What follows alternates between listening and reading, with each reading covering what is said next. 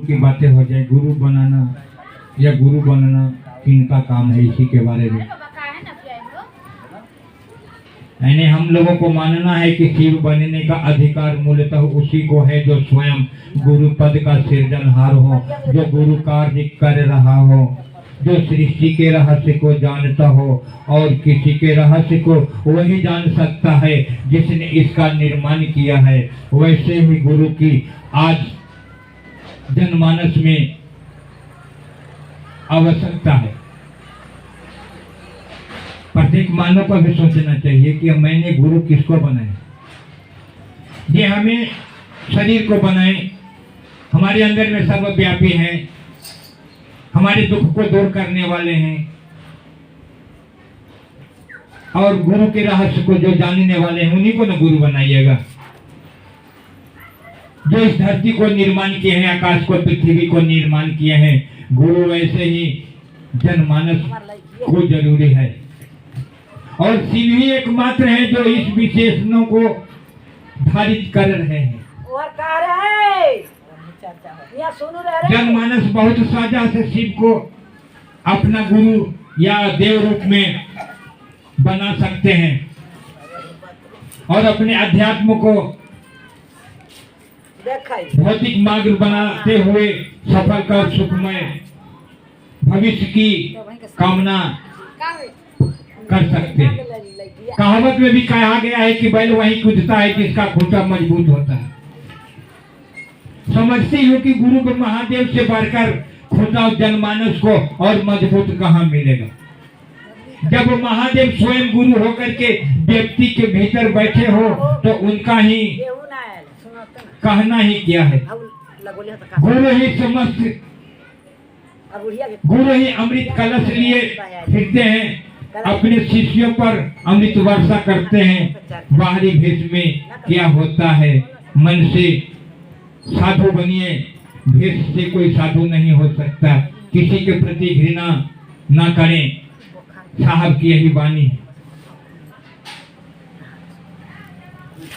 हम लोगों ने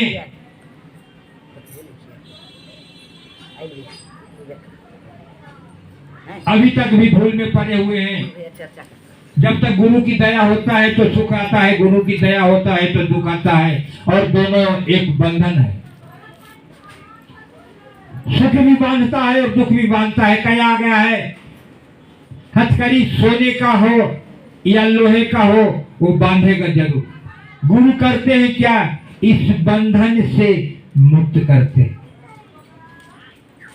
गुरु का यही काम है, दुख दूर करके सुखमय कर देते हैं। और इनसे अच्छा गुरु किसको मिलेगा और कहां मिलेगा, जबकि ये घर घर में रहने वाले हैं। प्रत्येक घर में देव रूप में पूजा किए जा रहे हैं, और इन्हीं को अपना गुरु बनाना। और गुरु बनाने का अधिकार मानव को ही है। मानव ने ही परमात्मा को गुरु बना सकते हैं, मानव ने ही लौकिक गुरु बना सकते हैं। पशु पक्षी को गुरु की जरूरी नहीं है। मानव को ज्ञान की जरूरी है। मानव अवतार लेकर आते हैं तो अज्ञान में आते हैं। उन्हें चलने के लिए सिखलाया जाता है, बोलने के लिए सिखलाया जाता है, खाना खाने के लिए सिखलाया जाता है, लिखाई पढ़ाई करने के लिए सिखलाया जाता है। पशुओं को कोई चीज की जरूरी नहीं है, उसे ज्ञान की क्या जरूरी है। वो तो दूसरे के यहाँ रहने वाले हैं, वो दूसरे के यहाँ पालन होने वाले हैं। उन्हें तो संपूर्ण ज्ञान देकर के परमात्मा ने भेजे। उनको तैरने भी आता है, नदी में डाल दे तो उन्हें तैरने भी आता है, लेकिन मानव को तैरने नहीं आता है। इसलिए मानव को ज्ञान की जरूरी है।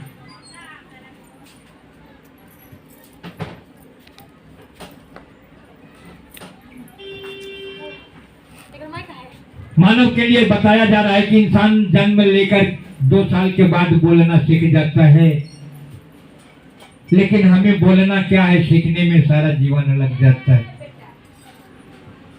क्योंकि सिखाई पढ़ाई जब तक ये इस धरती पे रहेंगे तब तक सीखना पड़ता है।